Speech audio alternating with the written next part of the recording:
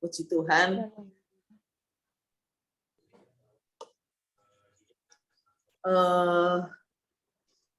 Banyak orang yang bertanya-tanya ya, terutama ketika doa-doanya itu belum dijawab. Sehingga pertanyaannya adalah, apakah doa itu harus panjang, harus ada syarat-syarat tertentu? Nah, saudaraku, kalau menurut saya, maka sebetulnya disesuaikan dengan keadaan kita. Dalam arti, kalau kita berdoa, doa syafaat, maka nggak apa-apa gitu, ya panjang lebar, saudaraku ya. Apalagi kalau doa sendirian, ya apa nggak ada masalah.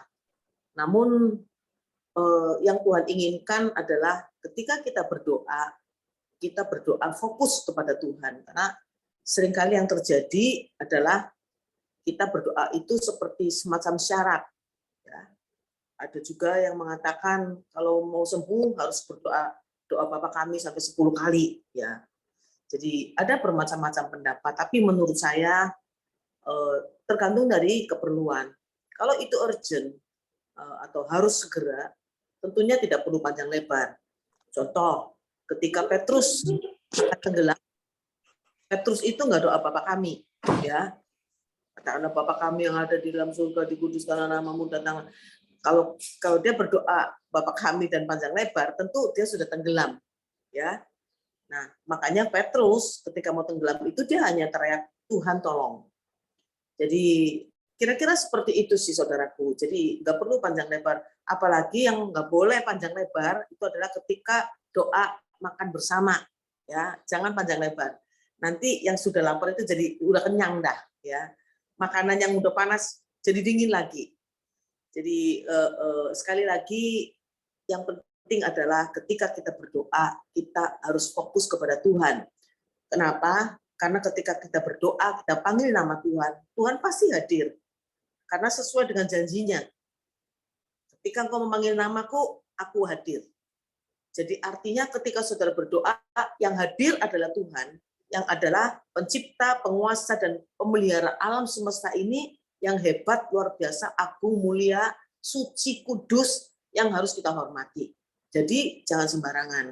Itu sebabnya saya akan ajak saudara sekalian untuk membaca firman Tuhan yang saya ambil dari Injil Matius pasal 6, Injil Matius pasal 6 ayat yang ke-5 sampai ayat yang ke-15.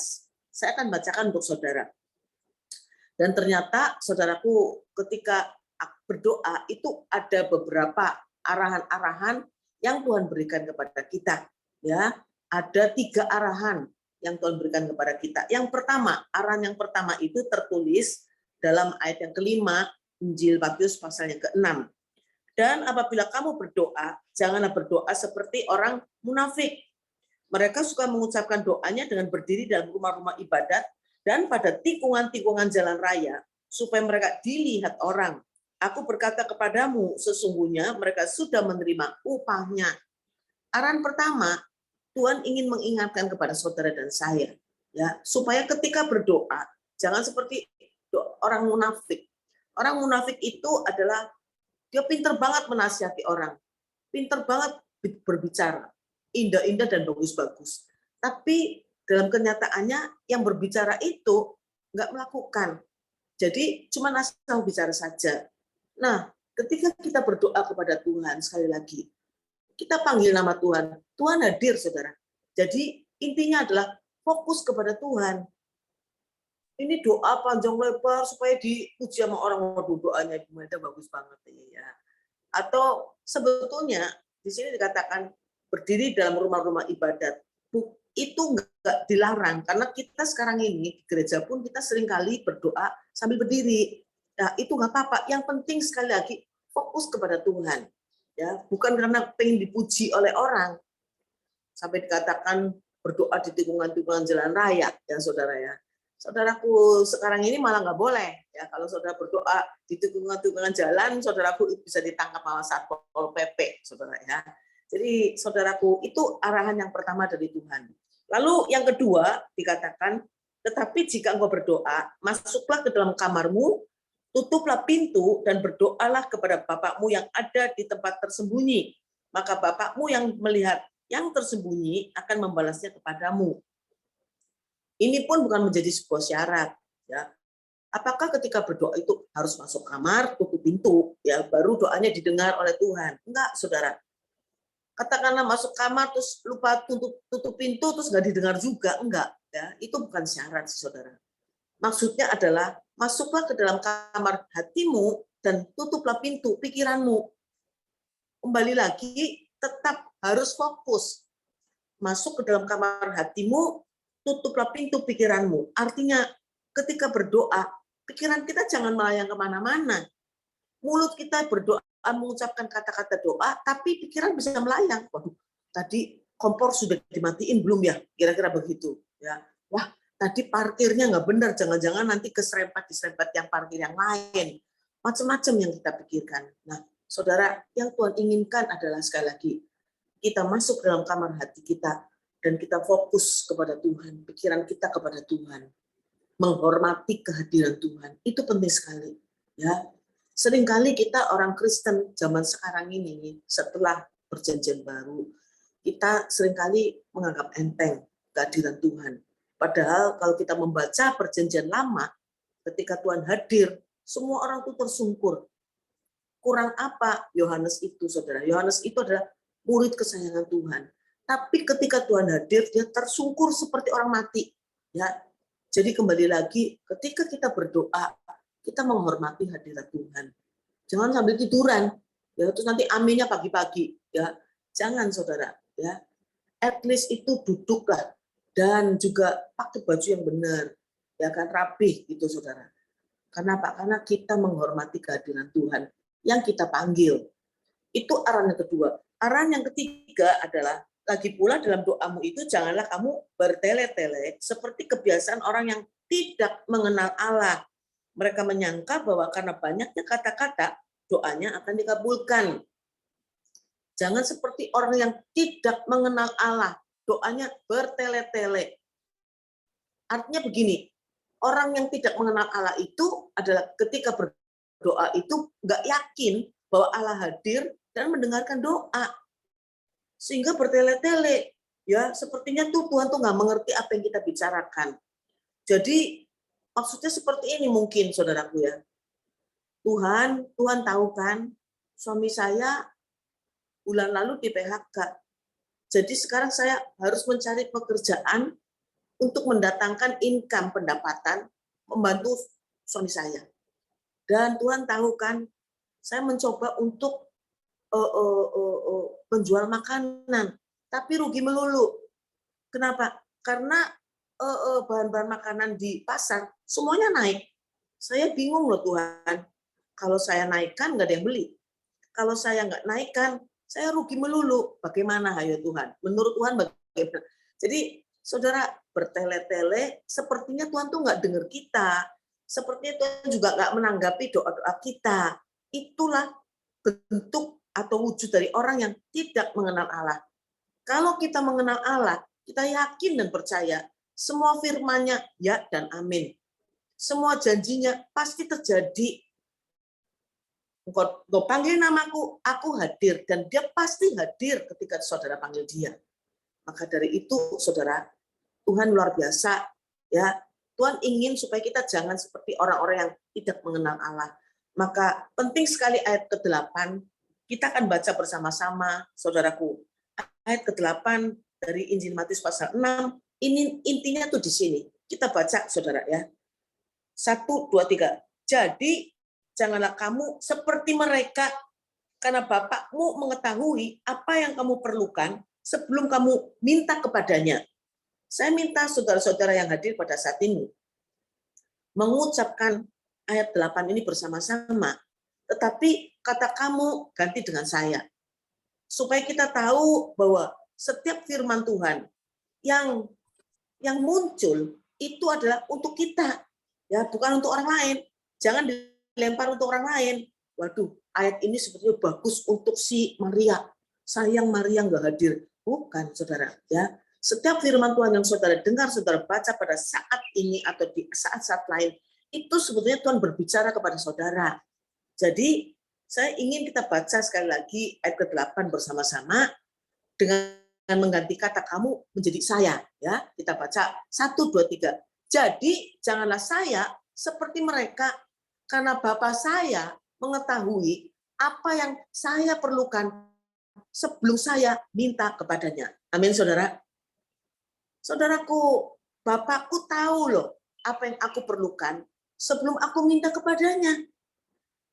Bahkan saudaraku, kadang-kadang ada doa-doa yang lupa kita minta, tapi ketika Tuhan tahu kita perlu, Tuhan beri. Contoh tadi kesaksian Ibu Ida, ya. Mungkin Ibu Ida juga lupa untuk berdoa, ya. Atau pada saat itu juga lupa untuk menyampaikannya kepada Tuhan, Tuhan tolong supaya ART yang baru ini bebas COVID, ya. Artinya bukan positif tapi negatif. Nah, saudara mungkin lupa kan, tetapi coba saudara lihat, Tuhan menjawab, ya. Tuhan sudah mengerti apapun yang diperlukan oleh Ibu Ida, sehingga tanpa Ibu Ida minta pun Tuhan berikan yang terbaik. Ternyata Ibu Ida pulangnya sore, sehingga nggak perlu ketemu dengan ART yang positif, ya, meskipun sebentar kan bisa tertular. Jadi waktunya itu Tuhan atur sedemikian rupa sehingga Ibu Ida tidak mengalami penularan untuk COVID-19 ini, ya. Jadi saudaraku, itu artinya, saudaraku, saya pernah mengalami suatu saat, ya, bangun tidur ternyata tuh terlambat, saudara. Artinya waktunya sangat mepet sehingga saya setir mobil, ya, cepet banget dan lupa doa. Lalu saudaraku, di depan saya ada sebuah truk, ya, yang kosong isinya. Karena mungkin muatannya sudah diberikan gitu ya, sudah dimuat gitu, saudara. Dan saudaraku, ternyata saudara, saya kaget, sama-sama ngebut. Ternyata di depan truk itu, saudara, ada lubang besar dan tidak sempat dihindari oleh truk itu. Sehingga truk itu melewati lubang yang besar dan terjadi goncangan. Dan ternyata saudara, ada sebuah batu, mungkin tadinya tuh truk itu memuat batu, sehingga itu batu itu terlempar dan saya di belakangnya. Maka batu itu menimpa kepada kaca mobil saya. Luar biasa, suaranya keras sekali, saudara, karena batunya besar. Dan saudaraku, puji Tuhan, kaca mobil saya itu nggak pecah. Saya sampai sempat, aduh Tuhan, ya saya kata Tuhan, ya. Dan saudaraku, itulah yang Tuhan berikan buat saya.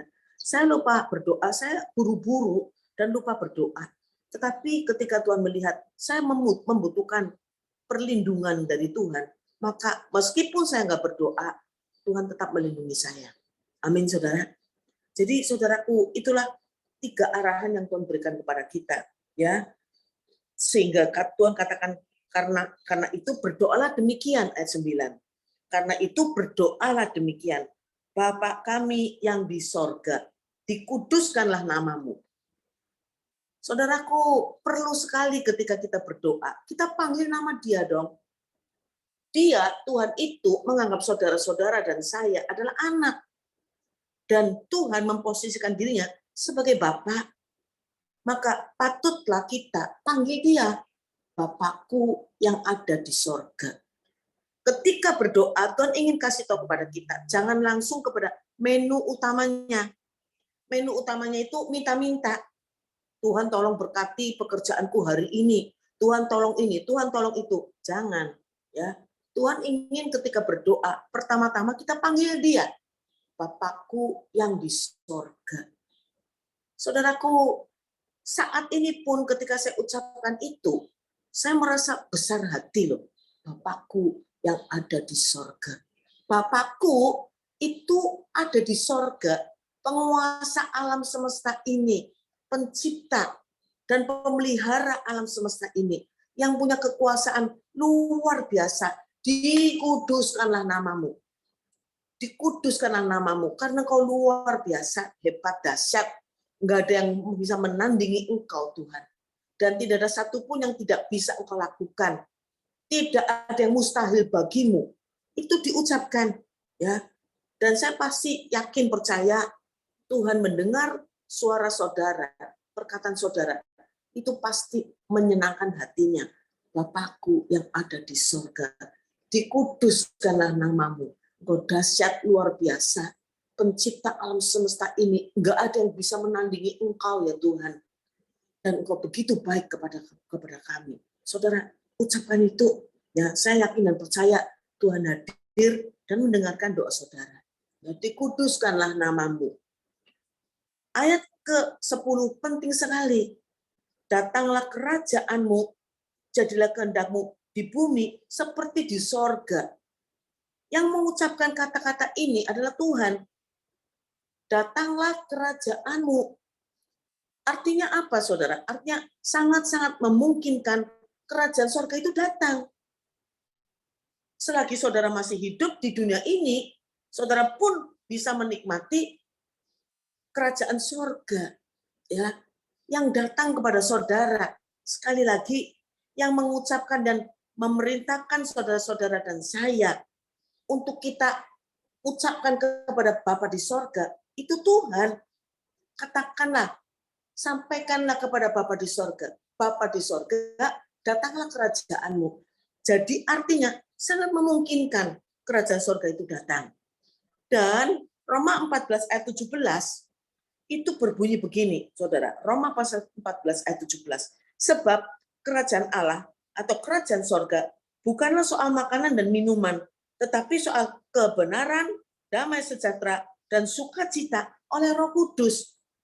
Jadi kerajaan sorga, kerajaan Allah, bukan bicara soal makanan dan minuman, tetapi soal kebenaran, damai sejahtera, dan sukacita oleh Roh Kudus. Kebenaran, akulah jalan, kebenaran, dan hidup.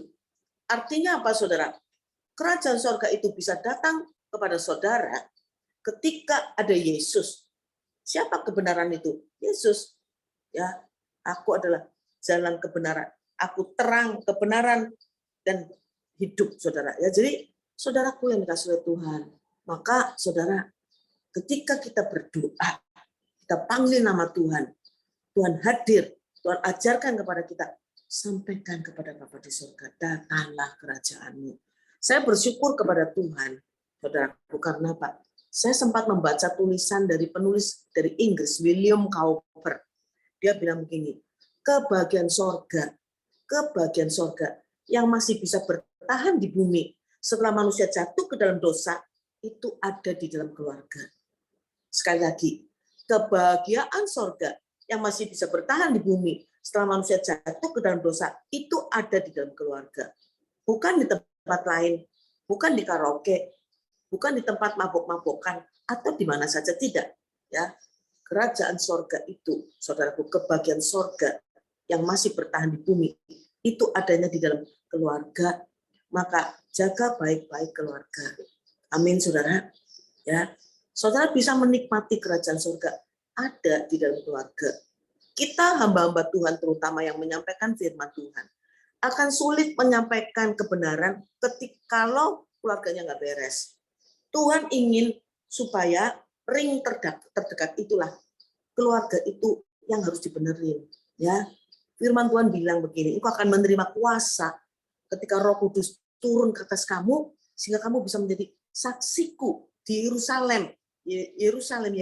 Semuanya itu Yerusalem itu ring dalam, paling dalam. Saudara-saudara dan saya masing-masing anggota keluarga harus menjadi saksi di dalam keluarga. Ya, apakah itu orang tua, ya papa, mama, anak, mungkin juga menantu, mungkin juga cucu.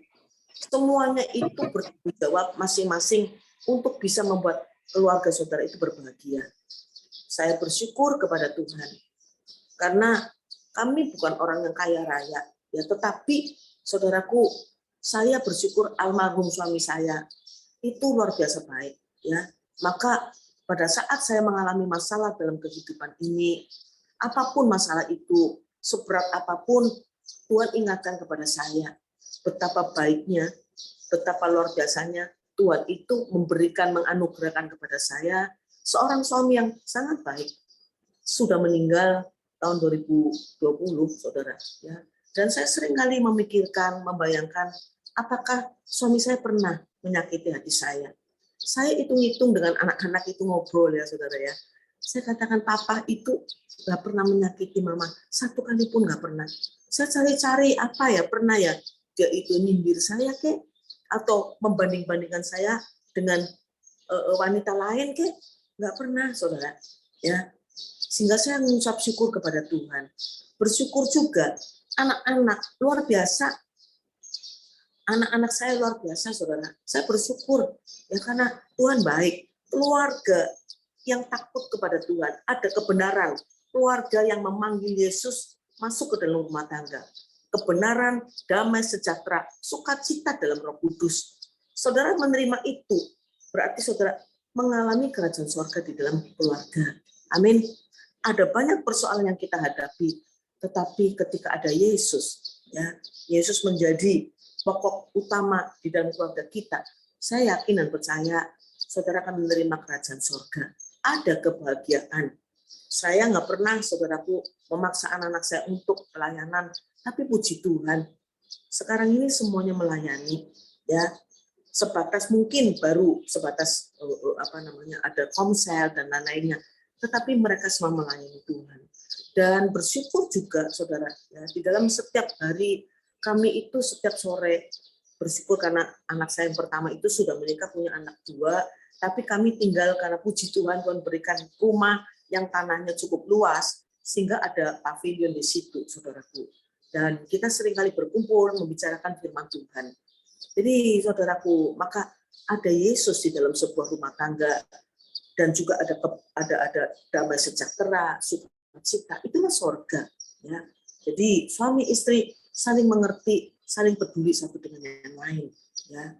Saudaraku, intinya sebetulnya dalam sebuah keluarga itu adalah bagaimana memiliki atau komunikasi yang baik. Seringkali nih memikirkan bahwa harusnya suami itu mengerti sendiri.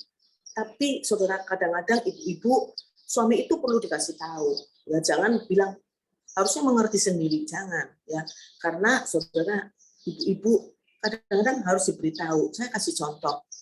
Saya dan suami itu punya sahabat karib, ya, sepasang suami istri. Dan istrinya itu memang dominan banget sih. Satu saat istrinya itu curhat sama saya, ya. Dia bilang begini, saya heran loh, semalam itu hujan lebat, ya. Lalu ada genteng yang bocor, dan suami saya itu tenang saja, nggak bergeming nonton TV terus gitu. Saya jadi kesel. Akhirnya apa yang saya lakukan? Saya pergi ke gudang, saya angkat itu tangga, ya, untuk naik ke genteng. Sengaja loh, saya bawa itu tangga di depan atau di antara suami saya dengan TV. Ya, dan saya sambil mengeluh gitu ya, berat banget gitu, dan suami saya tetap diam. Akhirnya Pak, saya naik tangga sendiri dan saya betulin tangga malam-malam hujan, ya saya betulin sendiri. Terus saya katakan begini loh, kamu harusnya ngomong sama suami dong, ya kasih tahu, yang jangan begitu, harusnya dia tahu sendiri. Nggak bisa. Dan ternyata suaminya curhat kepada suami saya. Saya heran, kata si suaminya itu, saya heran. Ya, Fer, suami saya namanya Ferry Fer. Saya heran loh, semalam itu hujan lebat, ya, dan gentengnya bocor. Istri saya nggak minta tolong saya, dia langsung angkat itu tangga dari gudang. Dia naik tangga sendiri, benerin genteng yang bocor sendiri, nggak ngomong sama saya. Jadi artinya apa, saudara? Artinya komunikasinya kurang bagus. Jadi istri harus berkomunikasi. Dan satu hal lagi yang paling penting adalah jangan membesar-besarkan masalah. Sering membesar-besarkan masalah. Ya, masalah Pak. Yang paling sering terjadi anduk basah. Dari sejak mulai menikah sudah dikasih tahu, ya, anduk basah itu jangan dilempar ke kasur atau dilempar ke pakaian yang sudah disetrika, jangan, ya. Harusnya tuh ditaruh di pengering gitu kan, ya dijemur. Sampai hari ini masih lakukan itu, saya kesel, ya saya langsung tegur suami saya. Memang nggak dididik sama mamanya begitu, saudara. Nah, kok mamanya kok dibawa-bawa ya. Jadi saudaraku, mamanya kebetulan tinggal, mama mertua tinggal sama-sama di situ kan sakit hati, menjadi masalah. Ya, sekali lagi persoalan kecil jangan dibesar-besarkan. Tinggal ambil itu anduk basah, dijemurlah. Kan jemurnya juga nggak sampai 1 kilometer, 2 kilometer. Ya kan, tinggal beberapa langkah, tinggal dijemur saja. Ya, jadi intinya jangan membesar-besarkan masalah. Dan saudaraku yang kasih Tuhan, kita sekali lagi bisa menikmati kerajaan sorga sekalipun kita masih hidup di dunia ini ketika kita benar-benar menjaga rumah tangga keluarga kita. Amin, saudara. Lalu berikutnya, janganlah engkau yang ketiga, yang ya 1, 2, berikanlah kami, nah barulah ini ayat 11 itu barulah ini kita masuk ke menu utamanya. Berikanlah kami pada hari ini makanan kami yang secukupnya.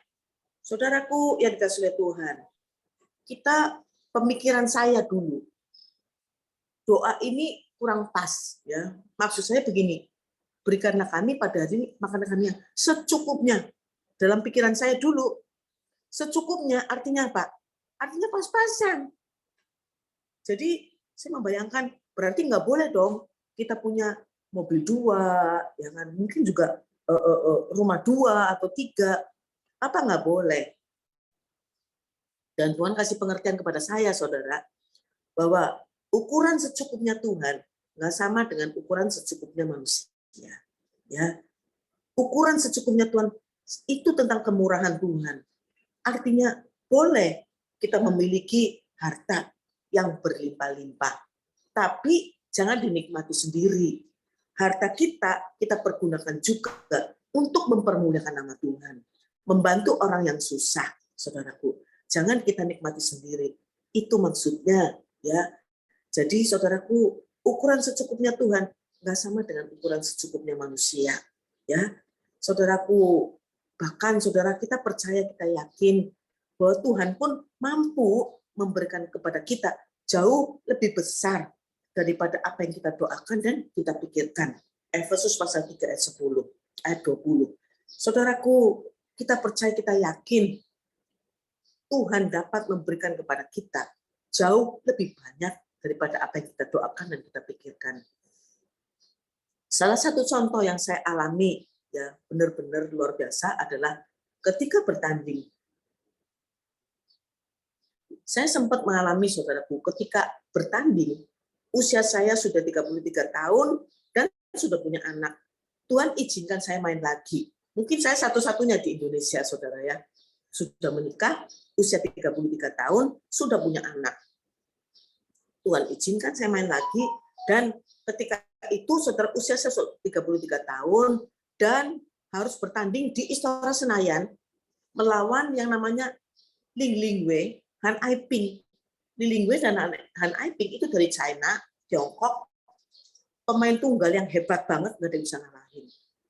Lalu saudaraku, mereka memutuskan bergabung bukan main tunggal saja, main ganda. Bisa dibayangkan sendirian di lapangan saja, nggak ada yang bisa ngalahin, apalagi berdua di dalam lapangan. Jadi memang terjadi, saudaraku, akhirnya musuh-musuh yang dikalahkan itu semuanya dikalahkan straight set di bawah 10. Dan saudaraku, bahkan ada pemain dari Korea yang muda, saudara, itu dapat 0. Saking hebatnya pemain Tiongkok ini di dalam ganda, saudaraku. Dapat 0. Nah, saya membayangkan yang muda-muda dari Korea saja dapat 0. Saya membayangkan, jangan-jangan saya dapat 0 sama 0 juga gitu, saudara ya. Saya nggak bisa memikirkan itu. Jangan-jangan saya nggak dikasih kesempatan servis. Mainnya di Istora Senayan, takut saya. Kenapa? Karena penonton di Senayan itu, menonton Indonesia itu galak, saudara. Ya, kalau kita lagi main bagus nggak apa-apa. Jangan kalau lagi main jelek. Ya, itu suaranya tuh kedengeran, mencaci maki atlet-atlet yang kalah, saudaraku. Itu tuh, waduh, galak banget. Goblok, main nopo kon niku, balik kampung, macul, begitu. Disuruh pulang kampung, nyangkul di sawah. Saudara, saya membayangkan, waduh, jangan-jangan nanti saya dicaci maki oleh penonton. Saya takut masuk lapangan, ya. Tapi suami saya memberi kekuatan, jangan takut. Tuhan tidak pernah mempermalukan anak-anaknya yang mengasihi dia. Amin, Ma. Amin. Ya, saya katakan amin. Percaya yakin kalau Allah di pihak kita, siapa bisa melawan? Amin, Ma. Amin, Pak. Tapi lihat tuh, lawannya hebat banget. Jadi saya dalam keadaan takut, saudaraku, ya. Saya dengan terpaksa masuk lapangan karena nggak mungkin dong kalau saya pulang, saudara ya. Jadi saya masuk lapangan, ya saudara. Dan apa yang terjadi, saudaraku? Main, ya saya cuma berdoa begini, Tuhan tolong. Kalah ya kalah, nggak apa-apa deh, saya harus akui kalah. Tapi kalah terhormat. Maksudnya tolong Tuhan jangan dikasih 0. Saya nanti dicaci maki oleh penonton.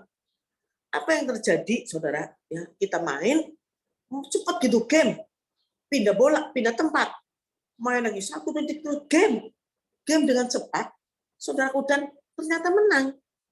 Saya sudah selesai main pun masih nggak sadar, saudara. Saya sadar-sadar adalah ketika partner saya itu peluk saya, loh, saya baru tanya sama partner saya, loh Ros, sudah selesai Ros, sudah game, sudah Ji, kita menang, hah menang, saya langsung peluk dia lagi, saudara ya. Jadi saudaraku dalam keadaan yang sukacita kita menang, ya, dan saya bersyukur. Kenapa? Karena saya menangnya street set. Saya berdoanya cuma kalah nggak apa-apa, ya. Tapi Tuhan nggak berikan saya kalah loh. Tuhan berikan saya menang. Dan luar biasanya menangnya itu street set, 2 set langsung tanpa rubber set. Dan saudara menangnya itu juga street set di bawah 10. Saya nggak habis pikir, saudara. Kok bisa ya? Saya mengalahkan Lilingwe dan Aiping di usia 33 sudah punya anak. Menang street set. Yang lain-lain, pemain-pemain dari luar negeri yang lain, itu nggak ada yang bisa menangkan dia. Puji Tuhan. Jadi menang street set di bawah 10 lagi. Artinya Tuhan memberikan kepada saya jauh lebih banyak daripada apa yang saya doakan dan saya pikirkan. Amin, saudara. Pada saat saya keluar dari lapangan, saudaraku, suami saya peluk saya, waduh, puji Tuhan menang. Ya.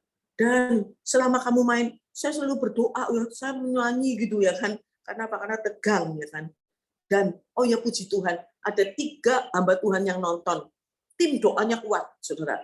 Jadi suami saya bilang kepada salah satu pendeta, Pak Pendeta, boleh nggak ya berdoa supaya kaki tangannya Han Aiping Lindingwe diikat sama malaikat, begitu saudara. Jadi saudara, pendetanya bilang begini, jangan begitu doanya Pak, doa supaya Imelda Rossi main bagus. Dan suami saya timpalin lagi ya. Suami saya bilang, tapi minta boleh kan Pak? Oh iya boleh. Dan apa sih yang terjadi? Boleh diminta, saudara. Ternyata saudaraku, kaki tangannya Han Aiping dan Lilingwe seperti diikat sama malaikat, saudara kan. Mereka nggak bisa main melawan saya, saudara. Jadi saudaraku, Tuhan ternyata dapat memberikan kepada kita jauh lebih banyak daripada apa yang kita doakan dan kita pikirkan. Dan di sini pun Tuhan katakan, bukan secukupnya itu ukuran manusia, tapi secukupnya ukuran Tuhan. Amin, saudara. Lalu ini penting juga, ampunilah kami akan kesalahan kami, seperti kami juga mengampuni orang yang bersalah kepada kami.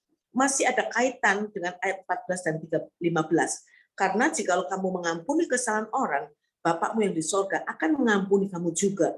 Tapi jikalau kamu tidak mengampuni orang, Bapakmu juga tidak akan mengampuni kesalahanmu.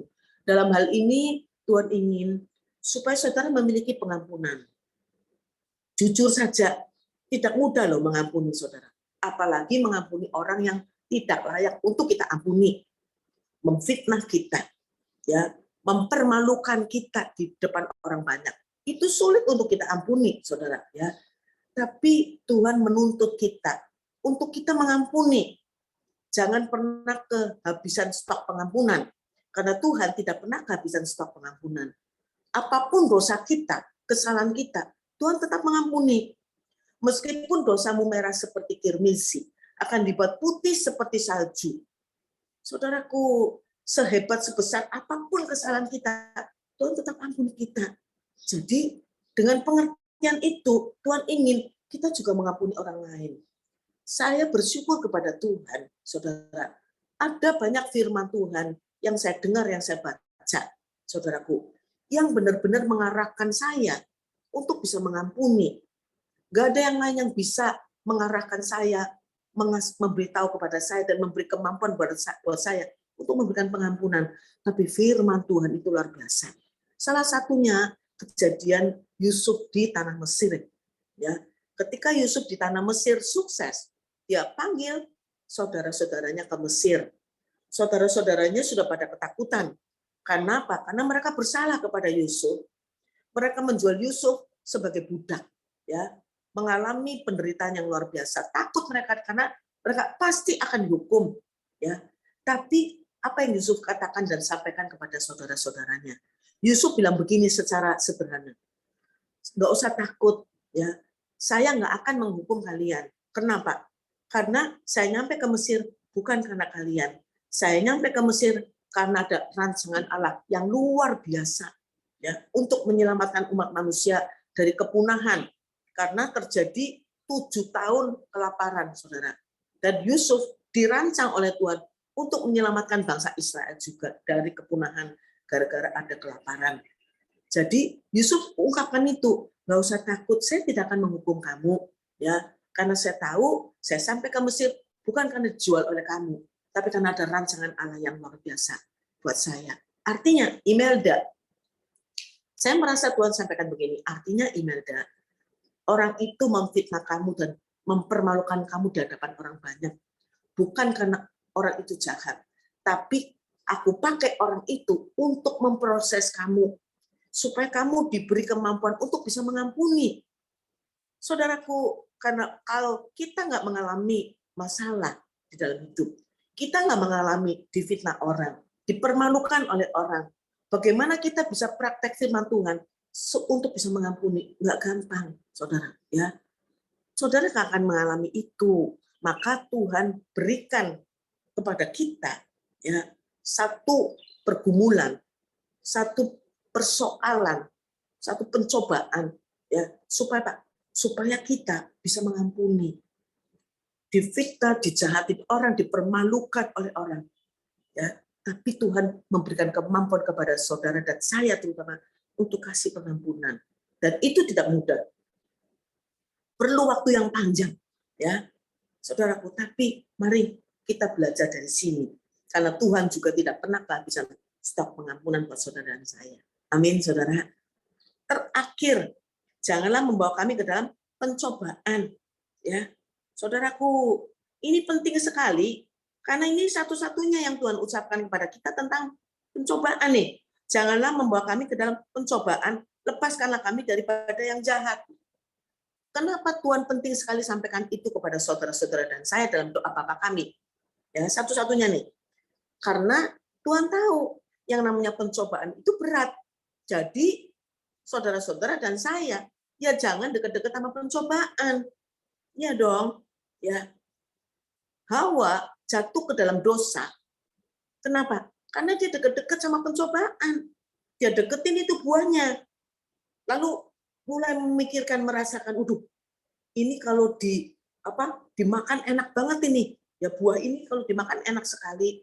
Terus pikirannya macam-macam. Waduh, kalau bikin rujak dan lain-lain jadi enak. Kira-kira begitu, saudaraku. Ya, maka jangan dekat-dekat pada pencobaan. Ya, contoh. Saudara bertobat, tapi belum kuat. Jangan dekat-dekat pencobaan. Yang merokok, katakan yang merokok. Jangan dekat-dekat dengan teman-teman yang merokok sementara, karena belum kuat. Ya dong. Bagi yang mungkin addicted, atau minum obat dan lain-lainnya, teler. Ya kan? Tapi saudara bertobat. Sebelum kuat, jangan dekat-dekat dengan mereka. Jauhkan habitat seperti itu, saudara. Ya, karena belum kuat. Bisa kembali lagi nanti, ya jangan, saudara. Terakhir saya ingin sampaikan satu peristiwa, bagaimana seorang yang sudah bertobat dari judi. Lalu saudaraku, setelah dia bertobat, dia bersaksi kemana-mana, dan akhirnya dia memutuskan ingin bersaksi di habitatnya dia yang dulu nih. Ada 7 orang teman-temannya. Dia datengin, saudara, di petak 9, ya. Lalu dia bersaksi, udah. Akhirnya yang 7 dengerin sama dia acuh gitu kan, tapi didengerin. Setelah selesai, yang 7 orang ini nanya, sudah selesai? Sudah. Sudah selesai. Kesaksian didengerin, langsung apa, saudara? buka meja, ya kan? Tetap aja saudara ya bermain judi. Nah, yang sudah bertobat ini tadinya duduk jauh, tapi lama-lama ya, deket-deket lama-lama, saudara. Deket-deket situ melihat teman-temannya main, ya kan? Awalnya berdiri di samping, ya, dia liatin temannya main, ya kan, saudara. Lama-lama, saudara, dia ini kasih arahan, jangan yang itu, yang ini. Awalnya dagu kita ya, lama-lama tangan jalan, yang ini, ya. Lalu apa yang terjadi kemudian? Yang tadinya berdiri langsung duduk di pinggirnya, ya, duduk di pinggir, langsung ngasih arahan. Akhirnya ngomong apa? Udah lu berdiri dah, gua yang main. Begitu, saudara ya. Jadi, saudaraku, sekali lagi, jangan dekat-dekat kepada pencobaan. Kalau bisa, jauhi pencobaan terlebih dahulu. Kalau saudara belum kuat, ya, karena pencobaan itu berat, tidak mudah. Jadi, saudaraku, kalau kita renungkan doa Bapa Kami ini, sebetulnya artinya itu luas banget. Tapi yang Tuhan inginkan adalah pertama-tama ketika berdoa, panggil Bapa di surga. Bapakku yang ada di surga, dikuduskanlah namamu. Engkau luar biasa, ya, baik, ya, sangat baik, luar biasa. Ucapkan itu terlebih dahulu, datanglah kerajaanmu. Tuhan berikan kebahagiaan, damai sejahtera, sukacita di dalam keluarga kami, dan seterusnya. Ya, barulah saudara boleh meminta sesuatu kepada Tuhan. Karena tanpa saudara minta pun, ayat 8 tadi mengatakan apa? Dia sudah sediakan buat saudara. Amin, saudara. Apapun persoalan saudara pada saat ini, yakin dan percaya, Bapa di surga sudah tahu apa yang saudara butuhkan dan perlukan. Yang terpenting adalah ketika saudara berdoa, fokus kepada Tuhan, mempermuliakan Tuhan, menyucikan dan menguduskan Tuhan. Ya. Maka saya yakin dan percaya doa saudara pasti didengar oleh Tuhan. Bukan hanya didengar saja, tapi Tuhan akan merealisasikan, akan menjawab setiap doa-doa saudara. Amin, saudaraku. Puji Tuhan, Tuhan Yesus memberkati saudara-saudara semua. Mari kita berdoa. Kami bersyukur kepada Tuhan karena Engkau baik. Memberikan kesempatan kepada kami saat ini untuk beribadah, memuji, memuliakan Tuhan yang pastinya menghadirkan Tuhan. Dan bahkan kami sudah mendengarkan sebagian daripada firman-Mu. Mari Tuhan beri kemampuan kepada kami untuk kami boleh mempraktekannya dalam kehidupan kami hari lepas hari. Terima kasih Tuhan, dalam nama Tuhan kami Yesus Kristus kami sudah berdoa. Amin.